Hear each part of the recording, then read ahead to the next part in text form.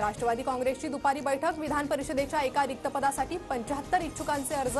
जिशान सिद्दीकी, संजय दौंड, उमेश पाटील यांचं नाव आघाडीवर।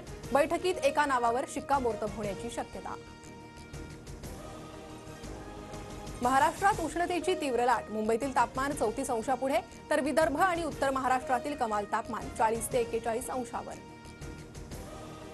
उन्हाची तीव्रता वाढताच राज्यातल्या धरणांमधील पाणी पातळी खालावली। मार्च महिन्यातच 3000 मोठ्या आणि मध्यम धरणातील पाणीसाठा 52.71%वर।